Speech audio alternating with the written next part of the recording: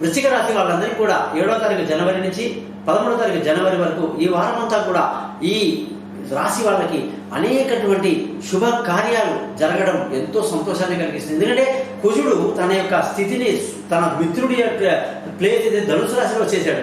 ధనుసు రాశిలో ఇంకెవరితో ఉన్నాడు? తన ఆప్తమిత్రుడు సూర్యుడితో ఉన్నాడు అనమాట. అయితే కాస్త బుధుడు తన శత్రువు కాస్త అటాచ్ అవుతున్నాడు. అంటే ఎవరో మనం హ్యాపీగా అంతా బాగుంటుంది, మధ్యలో ఎవడో వచ్చి లాగుతూ ఉంటాడు అనమాట. ఈ లాగడం అనేది కాస్త ఈ వారం ఉంటుంది. తర్వాత ఆ సమస్య నుంచి బయటపడతారు. కానీ పాజిటివ్గా చూసుకుంటే 100% సక్సెస్ ఉంటుంది. అనుకున్న పనులు అనుకున్నట్టు చేస్తారు. సంతోషంగా ఆనందంగా గడపడానికి 100% ప్రయత్నం చేయండి. ఆటంకులు వస్తాయి, వాటిని అధిగమిస్తేనే కదా మజా వచ్చేది. ధనస్థానం అంటారా, ఎవరైనా కష్టపడితే ఇంట్లో నుంచి బయటికి పోతేనే డబ్బు వస్తాయి. కూర్చొని చోటు ఫోన్ల మీద డబ్బులు రావాలి, నేను వాడికి ఇచ్చా వాడు ఎక్స్పెక్ట్ చేశాడే కుదరదు. మనం ఒళ్ళొచ్చి పని చేస్తే డబ్బులు వస్తాయి. పిల్లల చదువులో కాస్త జాగ్రత్తగా ఉంటూ విలువైన వస్తువులు, భూములు, వాహనాలు, ఇతరత్ర ఏదైనా సరే కొనడానికి ఎంతో అనుకూలమైనటువంటి పరిస్థితి కూడా కనిపిస్తూ ఉంది.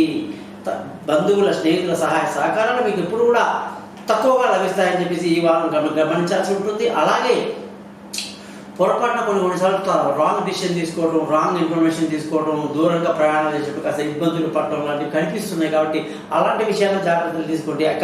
మీ జాతకంలో ఆరోగ్యపరమైన విషయాల్లో జాగ్రత్తలు తీసుకుంటూ ఉండాలి. భార్య భర్తల మధ్య చక్కటి అన్యోన్యత కలిగి సంతోషంగా ఆనందంగా గడుపుతారన్నమాట. ఒకరి సహకారం ఒకరికి ఉంటుంది. పెళ్లి కాని వాళ్ళకి పెళ్లి కుదురుతుంది. దూరంగా ఉన్న వాళ్ళు కలుసుకుంటారు. పార్ట్నర్షిప్ కలిసి వస్తుంది.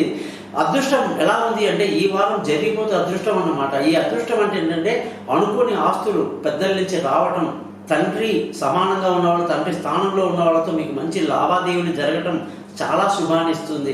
ఉద్యోగస్తులందరికీ కూడా మంచి ప్రమోషన్లు, ఇంక్రిమెంట్లు, పై అధికారుల ప్రశంసలు, అనుకున్న సమయానికి అన్ని రకాల శుభాలు జరిగేటువంటి అవకాశాలు బాగా ఉన్నాయన్నమాట.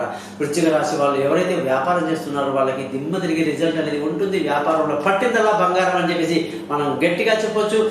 ఈ వారం మీరందరూ కూడా చక్కగా హనుమాన్ చాలీసా చదువుకోండి, మీకు తిరుగులేదు.